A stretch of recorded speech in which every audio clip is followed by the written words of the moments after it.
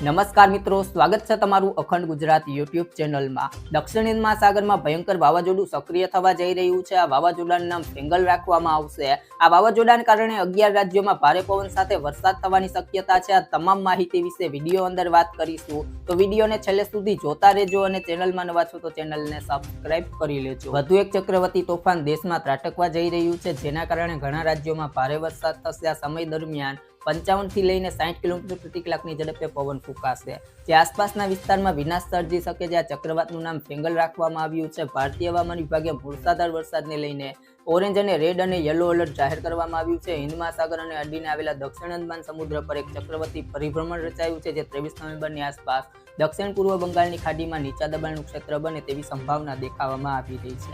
આ પછી તે પશ્ચિમ ઉત્તર પશ્ચિમ તરફ આગળ વધશે। આગામી 2 દિવસ દરમિયાન દક્ષિણ બંગાળની ખાડીના મધ્ય ભાગમાં ડિપ્રેશનમાં તીવ્ર બને તેવી પણ સંભાવના દર્શાવવામાં આવી છે, જેની અસર તમિલનાડુ અને શ્રીલંકામાં જોવા મળશે। આ સમયગાળા દરમિયાન ભારે પવન સાથે વરસાદ પડી શકે છે। 25 નવેમ્બરે તમિલનાડુ, પોંડિચેરી, કેરળમાં ગાજવીજ અને વીજળી સાથે મધ્યમથી ભારે વરસાદની સંભાવના છે। સમગ્ર સપ્તાહ દરમિયાન અંદમાન અને નિકોબાર ટાપુઓ પર ઘણી જગ્યાએ હળવોથી મધ્યમ પ્રકારનો વરસાદ વરસી શકે છે। 22 નવેમ્બરે આસામ, મેઘાલય, નાગાલેન્ડ, મણિપુર, મિઝોરમ અને ત્રિપુરામાં વાદળો છવાયેલા જોવા મળશે। 25 અને 27 નવેમ્બરે તમિલનાડુ અને આંધ્રપ્રદેશમાં ભારે વરસાદ થવાની સંભાવના છે। નિકોબાર ટાપુમાં 22 થી 24 નવેમ્બરે અને કેરળમાં 26 થી 27 નવેમ્બર સુધી વરસાદ પડી શકે છે। જો મિત્રો તમને મારો વિડીયો પસંદ આવ્યો હોય તો વિડીયોને લાઈક કરો, તમારા મિત્રો સાથે શેર કરો અને જો તમે ચેનલમાં નવા છો તો ચેનલને સબસ્ક્રાઇબ કરી લો।